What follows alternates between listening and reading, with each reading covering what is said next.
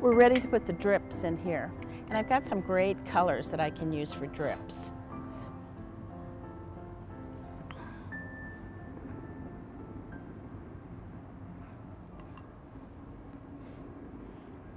This is where there's been some staining on the building of some sort.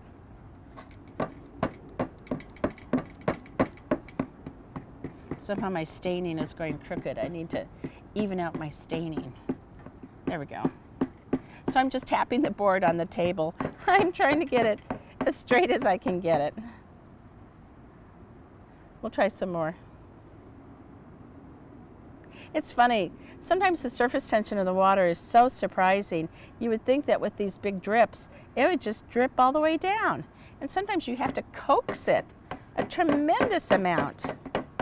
I'm going to stop this one now. This is plenty. We'll let this one go.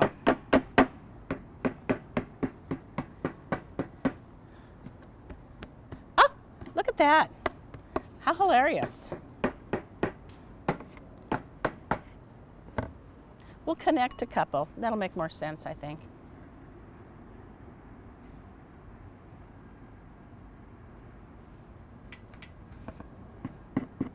You never know what's going to happen in watercolor. It's one of the reasons why I love it so much. And I think that's just plenty for this strip. And I think I'll just pull this down with a paper towel. Maybe pull another one too. Okay, a little bit more staining over here on the edge of this vent or whatever this thing is. That one I'm going to let go all the way down, just right off the page. Do you see how that adds another layer of interest and age to the building?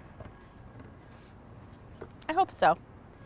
Okay, we'll come back and we'll add more to this round part. This is dry now, so I can add, again, just some kind of the suggestions of the roundness, the turret effect. And I'm just having my brush mentally follow going around the curve.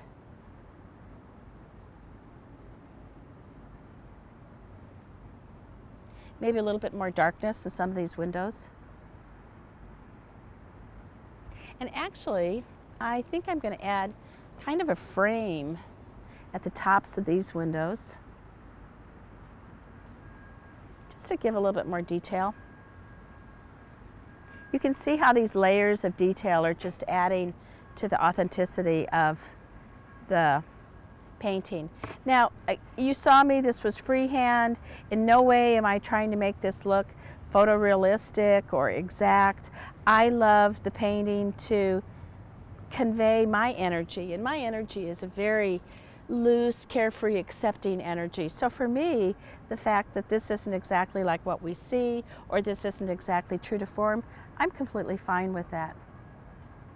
Okay, I think those little things. This one I can almost see a real windowsill underneath. The other ones, well, a little bit on some of them. Okay, so I'll add a few more things here. I'm pretty good there. I like my drips. There are a few more just dots and dashes in the building. So I'll keep my paper towel close so I can pull these off.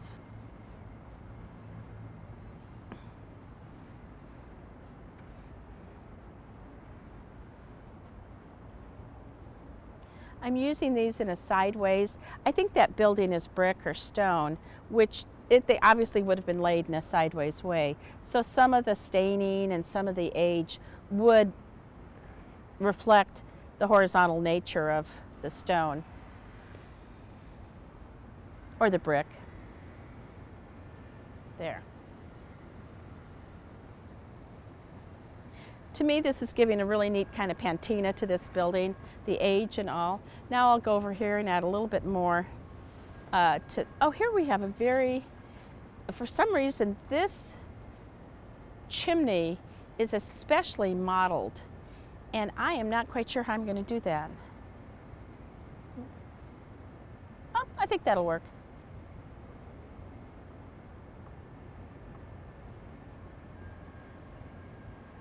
It has a lot more brown in it too, so I'll add some of that in.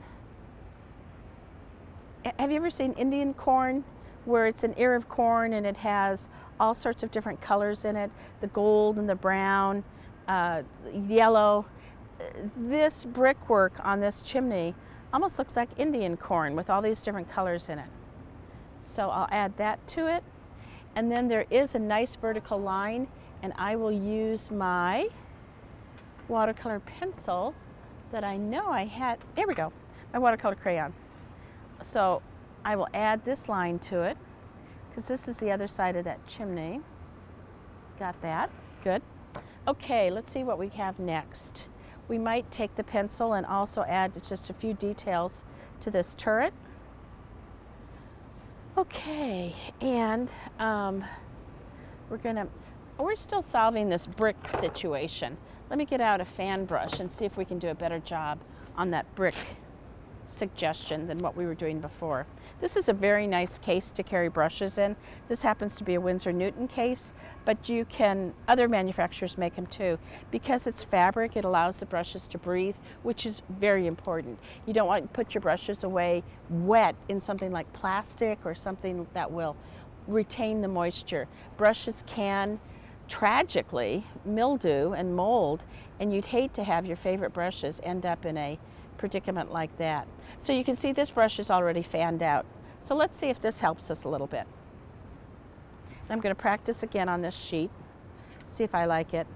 Ah, that's better. Let's see if this works. Oh, it does. It's doing better. Okay, so let's try a fan brush then for this effect.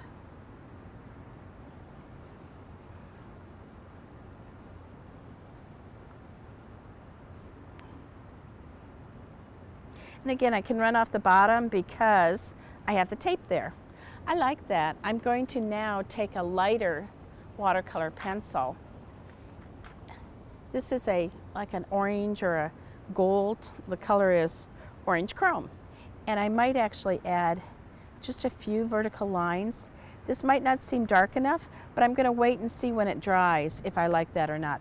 I don't want to overdo the details, so let's see if this works. It might not be enough. We'll see.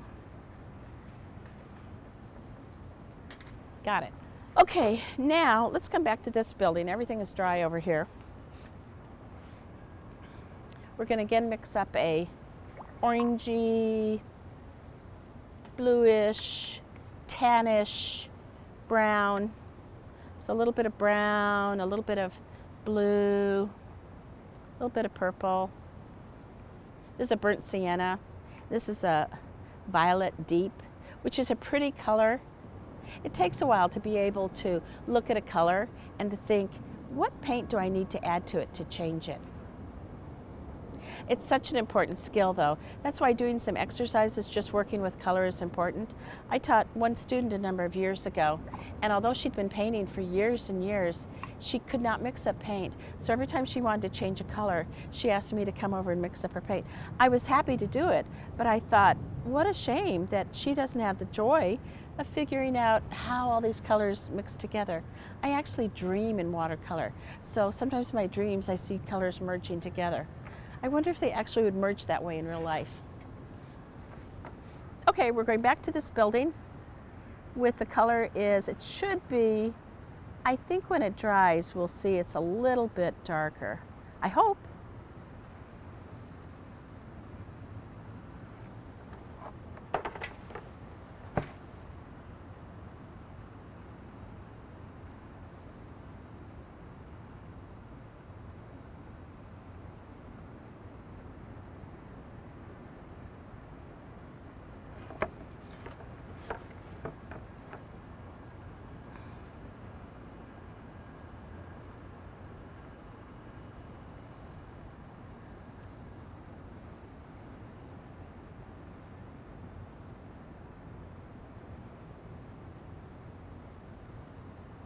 Get a little bit more color just so there's just a touch more paint in the area.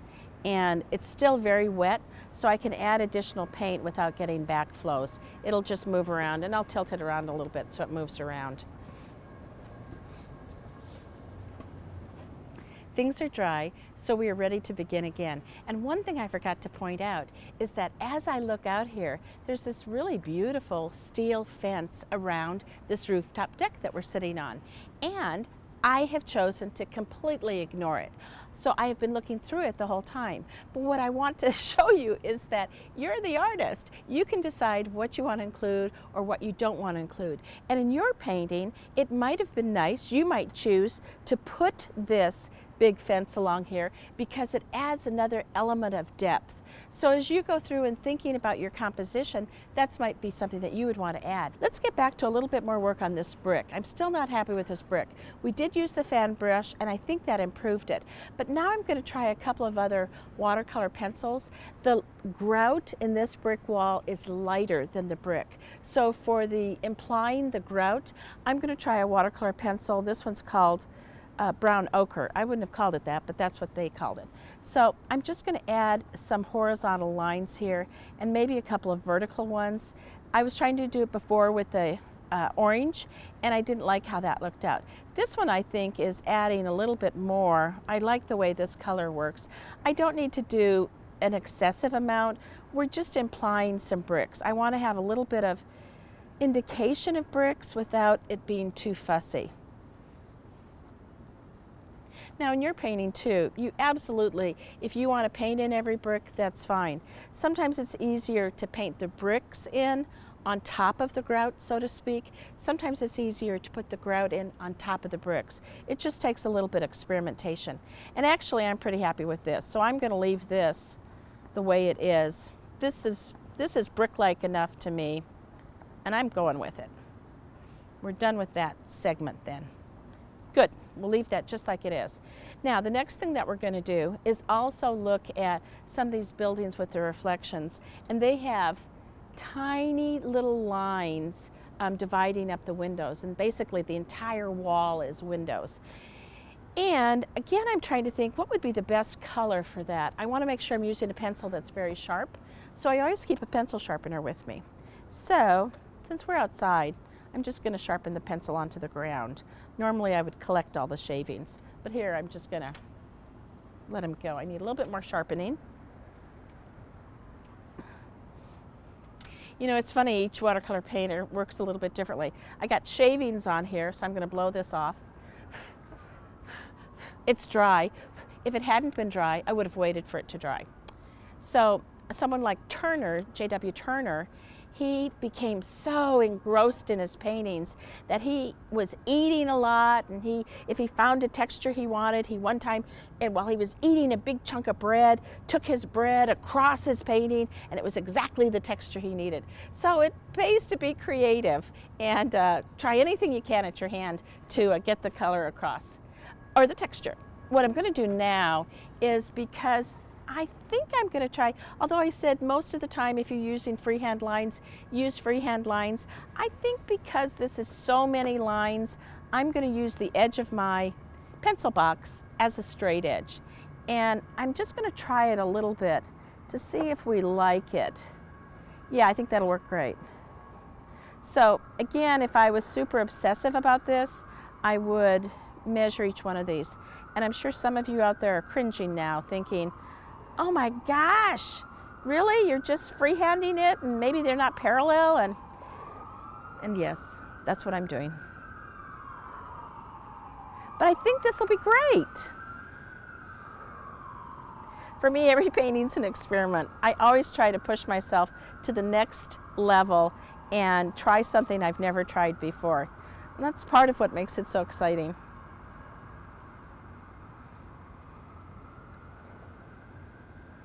I'll be able to show you this better in just a second. I think you'll be surprised.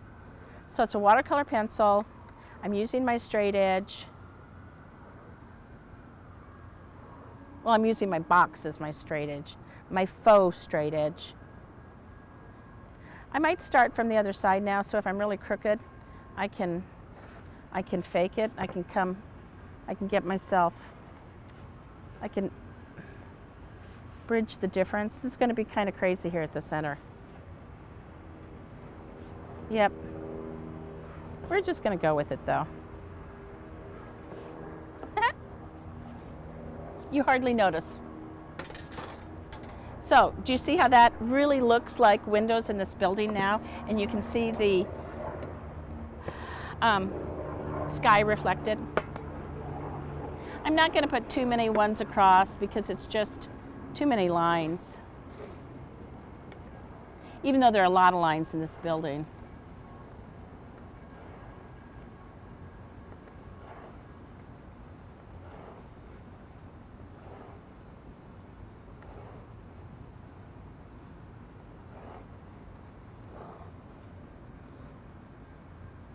Now, I'm starting to hit my yellow building. I don't want to go through it, so I need to pay attention here. Although it wouldn't be terrible if I went through it. John Singer Sargent has a lot of paintings where he's painted through some of his structures, and he obviously is a very famous painter and extremely well respected. So it's, you know, this line's a little heavy. I wish that line hadn't been that heavy. I'm going to think about what to do about that, but I'm not going to worry about it. This building also has all these, but can you see that now all of a sudden that really looks like glass there instead of just a weird sky space? I'm going to use, is this cranberry? Crimson Lake. I'm going to use a Crimson Lake for this building just because I like the idea of it. So this building, let me start over here so I'll,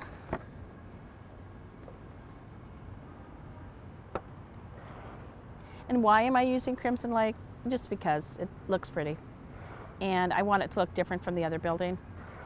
And because it's on a much bluer background, I figure, why not?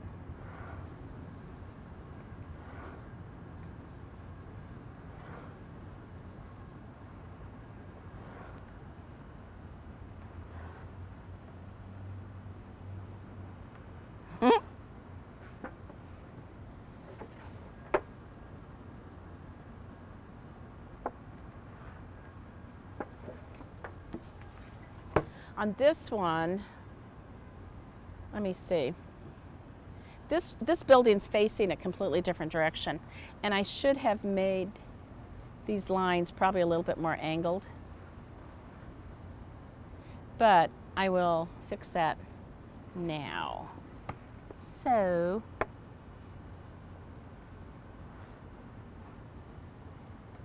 and again, I'm not going to do as many lines as are on here because it's too much. I don't want it to take away from the building in the front. In true perspective, all these lines would be getting closer together to go back to a vanishing point someplace back here. But the vanishing point would be so far off the painting, and if I was really doing that, I would have measured, I would have done a lot of things differently. So this line I see, this top of this window is not square, not angled enough, so I'm just fixing it with my pencil. I'll come back and work that, I'll work the dark color in there a little bit more so it'll be more obvious that it's not the correct angle. It's funny, in perspective, there are some things that make a big difference, and if there's some things that are way off, they do look cockeyed and odd. And how far, what angle? Not too, let's see. I'm going to do this.